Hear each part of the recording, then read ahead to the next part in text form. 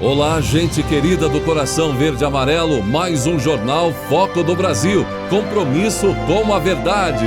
Queremos saber de qual lugar abençoado do nosso querido Brasil ou do mundo você nos assiste. Conte pra gente aí, deixe o seu comentário, a sua opinião, também participe do chat ao vivo e, muito importante, veja se o sino de notificações está ativado para receber nossas atualizações diárias. E vamos agora às notícias desta edição. Iniciando a semana bem disposto, em sua conversa com apoiadores, o presidente Jair Bolsonaro comentou sobre como ele resiste aos desafios diários, a rotina do começo de dia do presidente da República. Você sabe como é que eu sobrevivo? Eu faço 3 coisas todo dia. A primeira eu vejo um quadro do Paulinho Gogó ou do Matheus Ceará. Depois eu ouço uma pregação do padre Alex Nogueira, mais ou menos 8 minutos. E por último, eu dobro os joelhos, Amém. Penso como eu quero que o Brasil seja, o mundo seja, os problemas, e peço a Jesus que leve a Deus esse meu desejo. Amém. Rezo um Pai Nosso. Amém. O Pai Nosso, inclusive, lá no final, né, ele fala: perdoai a nossa ofensa, assim que nós perdoamos quem nos tem ofendido. Se a gente aprender a perdoar, eu sei que esquecer a gente não consegue. Já é um grande caminho. Amém. Amém. Parabéns, professor. Fala por mim. Gente, sobre os protestos em Cuba, onde milhares de pessoas foram às ruas para protestar contra o regime ditatorial cubano. Inclusive, a ditadura comunista de Cuba, gente, cortou a energia da capital do país à noite e levou defensores do regime às ruas para evitar mais um dia de protestos. Ainda no domingo à noite fez isso para evitar começar a semana de forma com protestos aí, não é? Manifestações. Sobre o assunto, o presidente Bolsonaro também comentou e se colocou ao lado do povo cubano que enfrenta a ditadura comunista na luta por liberdade. O dia de ontem foi um dia muito triste, dado o que aconteceu em Cuba. Muita gente acha que a gente nunca vai chegar lá, que a gente nunca vai chegar à Venezuela, que a gente vai ter problemas como estão tendo com outros países por aqui. O que o povo foi à rua ontem em Cuba? Foram pedir eletricidade, alimento, como é bom o socialismo, hein? Pediram liberdade. Sabe o que eles tiveram ontem? Borrachada, pancada e prisão. E tem gente aqui no Brasil que apoia, quem apoia Cuba, quem apoia Venezuela. Gente que várias vezes foi para Cuba tomar champanhe com Fidel Castro, ou foi para Venezuela tomar uísque com Maduro. E tem gente aqui que apoia esse tipo de gente. É sinal que estão querendo viver como os cubanos, como os venezuelanos. O presidente Bolsonaro ainda comentou sobre as acusações envolvendo supostas irregularidades em negociações no Ministério da Saúde para a compra de vacinas. Me acuso de uma corrupção, de uma coisa que nós não compramos. E se tivesse corrupção, pode haver, né? A gente é pura e pune. Agora, para comprar, vamos ver o carro aí. 400 milhões de doses, com 1000% de propina, né? Como a imprensa toda disse aí, vai comprar vacina com 1000%. A $1 cada vacina, né? Que seria a corrupção, a propina, daria 400 milhões de dólares. 400 milhões de doses, vezes 1000% e vezes R$5, daria 250 bilhões de reais. Pô, que propininha, né? Que propininha para um cabo da PM de DF. Só quem acredita nisso? Só aqueles 3 patetas da comissão. Renan, Omar e o Saltitante. Vimos então o presidente Jair Bolsonaro saindo em defesa do povo cubano contra o regime comunista. E também sobre os protestos em Cuba, Enquanto o governo cubano culpa os Estados Unidos por apoiarem uma suposta tentativa para desequilibrar um regime falido, a exemplo do presidente Jair Bolsonaro, o presidente dos Estados Unidos, Joe Biden, expressou seu apoio ao povo cubano em meio a esses protestos que surgiram no país. Protestos descritos por Biden como um pedido ali de liberdade do povo no bravo exercício dos direitos fundamentais. O povo cubano está exercendo com bravura os direitos fundamentais e universais, disse Biden em nota divulgada pela Casa Branca. Ele destacou seu apoio ao povo cubano em seu apelo à liberdade, após décadas de repressão e sofrimento econômico impostos pelo regime autoritário de Cuba. Biden pediu respeito pelo direito ao protesto pacífico e direito a determinar seu próprio futuro do povo cubano. Os Estados Unidos apelam ao regime cubano para que escute seu povo e sirva suas necessidades neste momento chave, em vez de enriquecer a si próprio, concluiu Joe Biden. A economia brasileira deve ter em 2021 o maior crescimento dos últimos 11 anos, de acordo com projeção do relatório Focus, uma pesquisa feita semanalmente pelo Banco Central junto a instituições financeiras. Ela surpreende desde o primeiro trimestre, quando o PIB ali cresceu 1,2% na comparação com os 3 últimos meses de 2020. A expansão de 2021 vai além do que era esperado meses atrás. A boa demanda do exterior contribuiu para o setor de agronegócios, também de minérios, para que eles exportassem mais. Também o aumento na mobilidade das pessoas nos primeiros meses do ano e a adaptação das empresas e das famílias à nova realidade foram alguns dos fatores que contribuíram para a melhora do cenário. Portanto, o Brasil, tendo essa boa notícia, esperamos que se confirme, passou pela crise terrível da corrupção, os escândalos no início da década. Então, vimos aí a pandemia, esse problema danado que ainda persiste da pandemia, mas já estamos vendo sinais visíveis no horizonte de que também esse período vai ficando para trás para começar essa nova década agora, com boas notícias, um cenário mais positivo, o crescimento do PIB agora em 2021, de forma a superar as expectativas. Que isso prossiga ao longo desta nova década. E se você acha que é só o fundão eleitoral de 2 bilhões de reais que faz a alegria dos partidos políticos, está enganado. Até aqui, agora, metade de 2021 passou, Até aqui, partidos políticos receberam quase R$500 bilhão neste ano do fundo partidário, que é diferente do fundo eleitoral dos 2 bilhões, gente. 489 milhões de reais, o valor recebido pelos partidos neste ano. Os dados são do TSE. O PSL foi a legenda que mais recebeu, mais de 57 milhões de reais. Seguido do PT, que recebeu 48,7 milhões. Veja bem, um partido político neste ano recebeu o PT 48,7 milhões. O PSL, 57 milhões de reais, gente. O PSDB ocupa a 3ª posição, tendo recebido, só neste ano, cerca de 30 milhões de reais. O que recebe cada partido fica de acordo com o número de deputados federais eleitos nas últimas eleições gerais. O valor é repassado aos partidos em parcelas mensais ao longo do ano. Com os valores, os partidos políticos quitam despesas como aluguel, compras, aluguel de sedes, pagamento de pessoal e serviços, bem como a aquisição de bens relacionados ao exercício da atividade partidária, entre outros.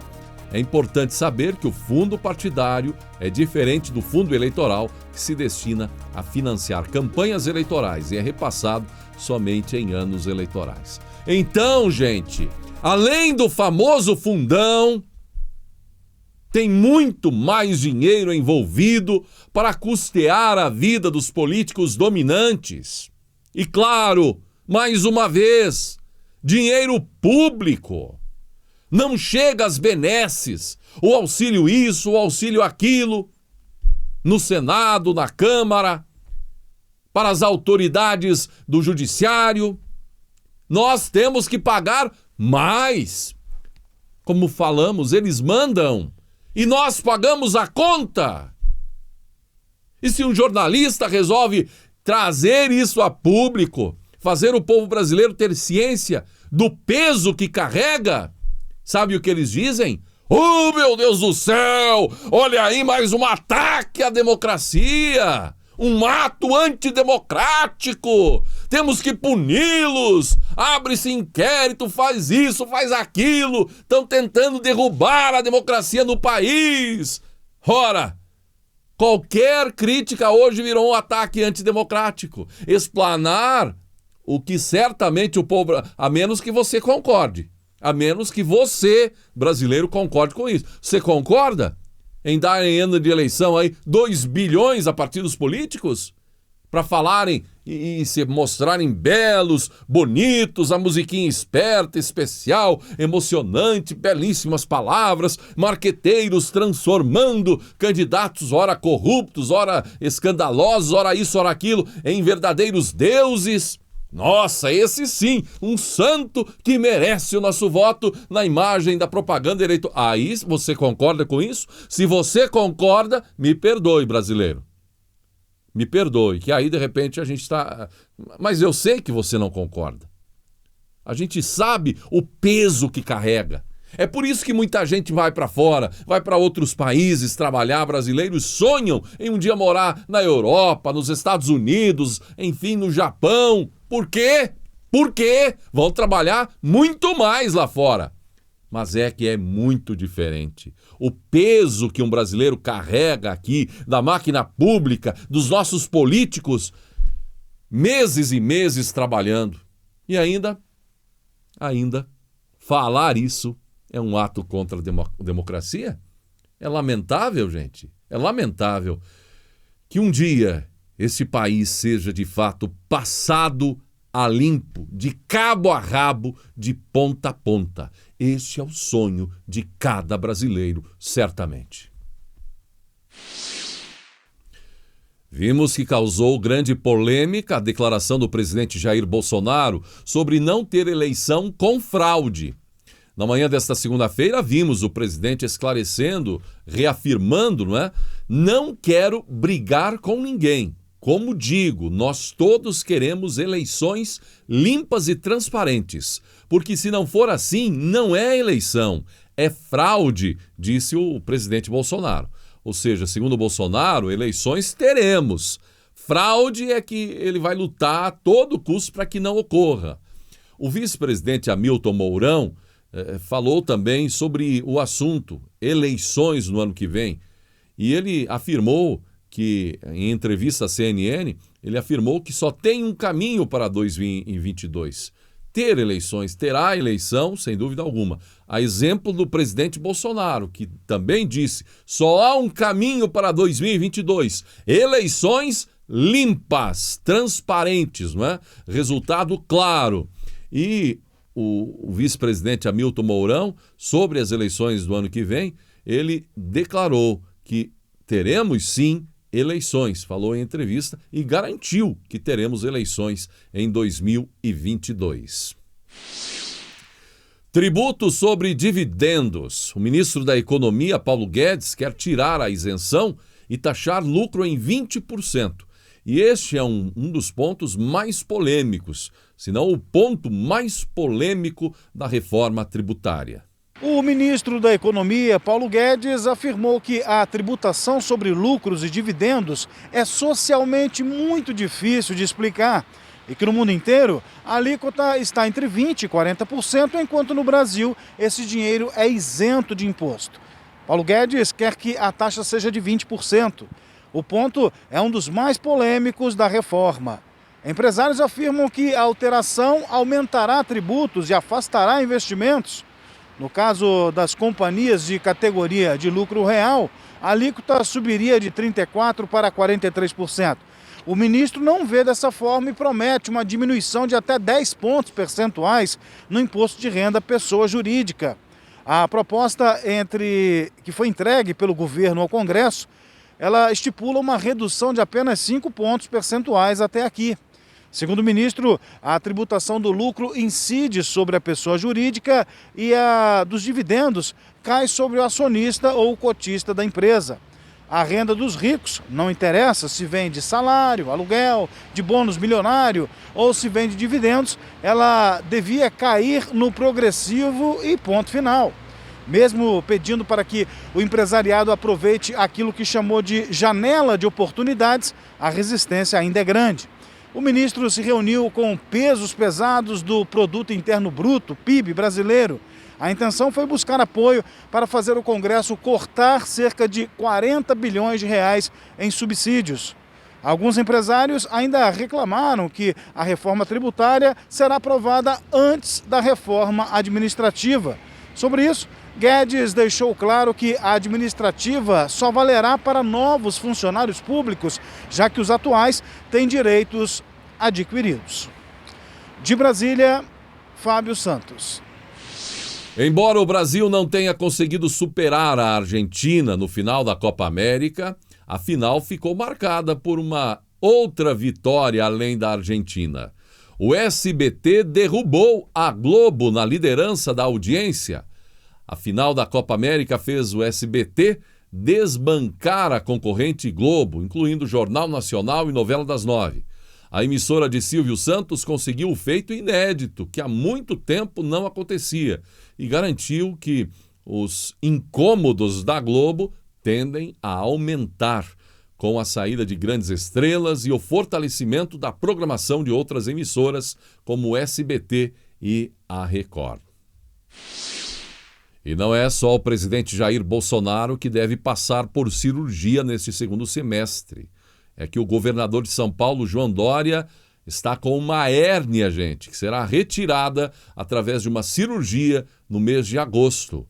E o tucano disse que não tirará licença do cargo para o procedimento, que será feito no Hospital Albert Einstein, em São Paulo. Segundo assessores, a hérnia seria na virilha e vem causando bastante desconforto ao governador. O ministro Tarcísio Gomes de Freitas continua passando longe das polêmicas de Brasília e, por isso, continua firme seu ritmo de trabalho.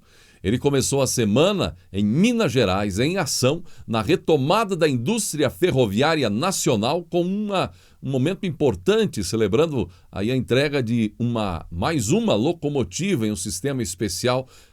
Trabalho que, segundo ele, é fruto direto do programa de concessões do governo, responsável por 30 bilhões de reais de investimento privado contratado desde 2019. Estamos indo agora para Minas Gerais para ver uns trem. É isso mesmo, literalmente. Nós vamos assistir à entrega da locomotiva de número 500 da Wabtec, uma locomotiva de corrente alternada que será usada nas nossas ferrovias. O nosso programa de concessões ferroviárias está gerando uma retomada da indústria ferroviária e já são 30 bilhões de investimento privado contratado na renovação da Vitória Minas, de Carajás, da Malha Paulista, no leilão da Ferrovia Norte-Sul, na Ferrovia de Integração Oeste-Leste e agora em agosto a gente começa a obra da Ferrovia de Integração do Centro-Oeste. O governo Bolsonaro botou o Brasil nos trilhos novamente. E essas locomotivas, a indústria ferroviária está sendo retomada graças a esses empreendimentos que estão sendo tocados. Comissão rejeita proposta que proíbe venda de bebida alcoólica a portador de arma de fogo. Projeto rejeitado queria punir com multa e interdição estabelecimento que descumprisse a proibição.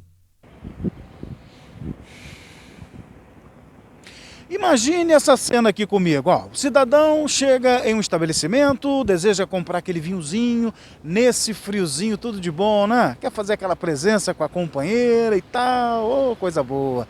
Pois bem, ao pedir a sua bebida, ele é surpreendido com um outro pedido. Levanta a camisa aí, abra a bolsa, eu quero ver se você não está armado. Ai, daí o sujeito é obrigado a provar que não está armado para enfim comprar o seu vinhozinho.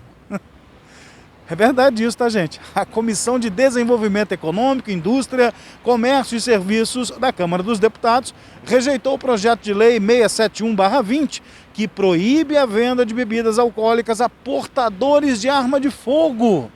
O relator, deputado de São Paulo, Alexis Fontane, recomendou a rejeição, porque, segundo ele, até é possível concordar com tamanha preocupação, mas o projeto é inócuo, ou seja, inútil. Cá entre nós, né? O vendedor não tem condições de avaliar quem está ou não armado e seria fácil as pessoas armadas burlarem qualquer barreira à compra de bebidas, né? A proposta rejeitada é do deputado paraense Celso Sabino e prevê que a eventual infração resulte em multa de R$ 1.500 para o estabelecimento. No caso de reincidência, dentro de 12 meses, a multa será aplicada em dobro e o local ficará fechado por até 1 ano. Os bares deverão ainda fixar avisos sobre a nova regra em áreas de ampla visibilidade. Segundo o deputado, o consumo abusivo de bebidas alcoólicas é um problema de saúde, de segurança pública e para utilizar uma arma, a pessoa deve estar integralmente sóbria e em completo gozo da sua capacidade mental.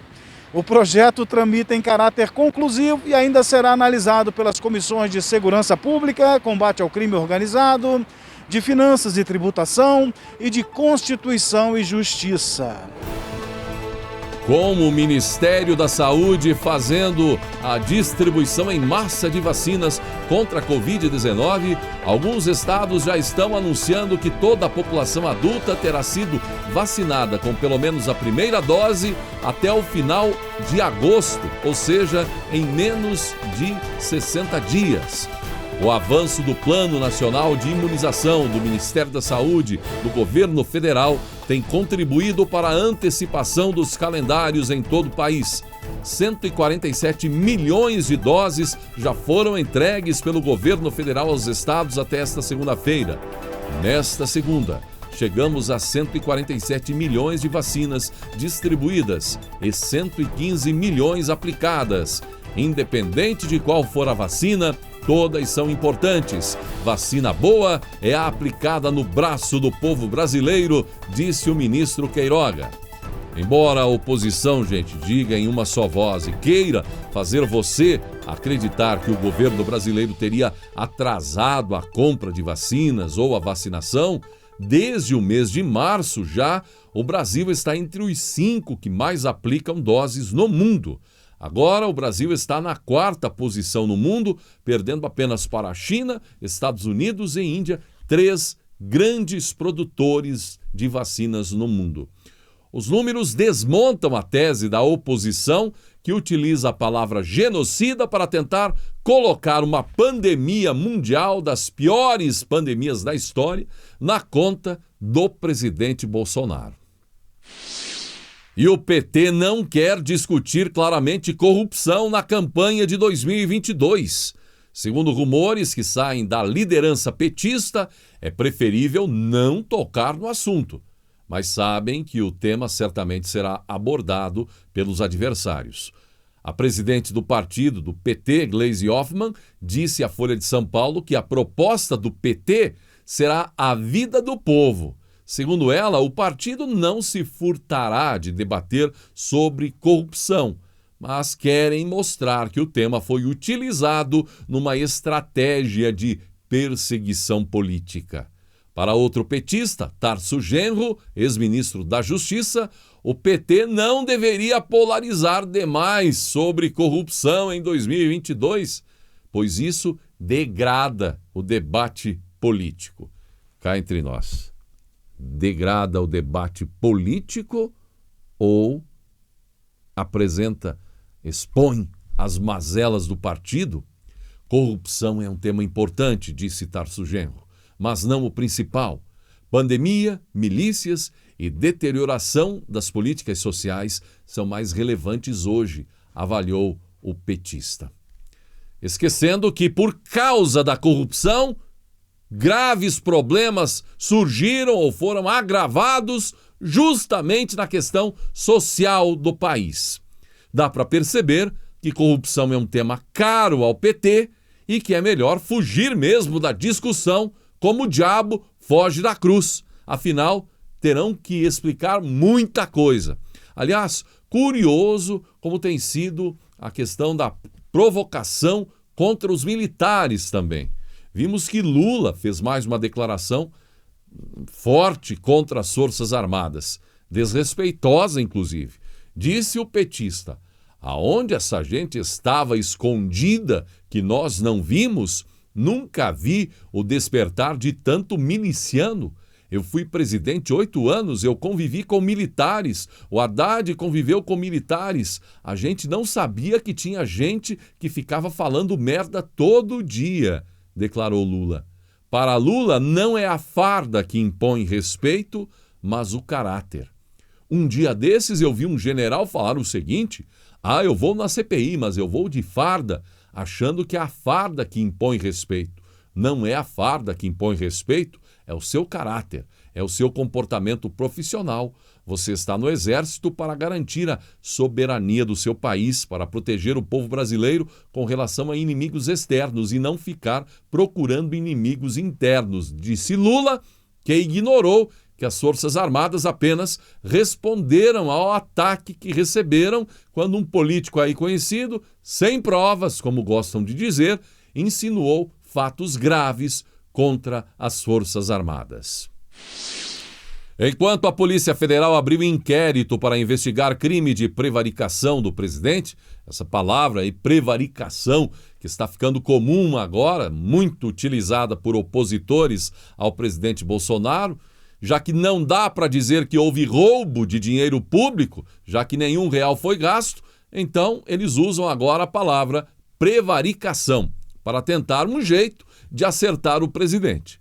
De toda forma, certamente, a Polícia Federal fará um trabalho digno e mostrará a verdade, seja qual for a verdade. O importante é a verdade e não um relatório pronto de acordo com a vontade de quem acusa. Afinal, a verdade precisa vir à tona, prevalecer, pois mesmo sem um real gasto, a oposição está julgando, se valendo disso para dizer que o governo é corrupto. E tem político aí dizendo que as Forças Armadas são corruptas, que estariam sendo envergonhadas, tudo por conta de suspeitas em casos onde não houve um real gasto. Então, nada melhor que a Polícia Federal, de fato, esclarecer os fatos. Inclusive, a agenda da CPI da pandemia para esta semana promete. Nesta terça-feira, Emanuele Medrades, representante da Precisa Medicamentos, que assina o contrato da Covaxin. Quarta-feira, Hamilton Gomes de Paula, reverendo que preside a ONG. O reverendo teve aí a intermediação da Davat. Teria apresentado Luiz Dominguete aos representantes do governo federal que trataram da compra de vacinas. No entanto, de acordo com integrantes da CPI, o reverendo já apresentou atestado médico de 15 dias a contar de 9 de julho. O motivo seria uma crise renal e, portanto, não poderia ir à CPI. Quinta-feira, Marcelo Blanco, tenente-coronel e ex-assessor do DELOG, diretor substituto, citado por Luiz Dominguete como a pessoa que fez a ponte entre ele e Roberto Ferreira Dias. Então, muita coisa poderá ser esclarecida, sim, nestes depoimentos. Muito bem, chegamos ao final desta edição do Jornal Foco do Brasil. Gratidão pela sua atenção e que Deus abençoe a você e a sua família.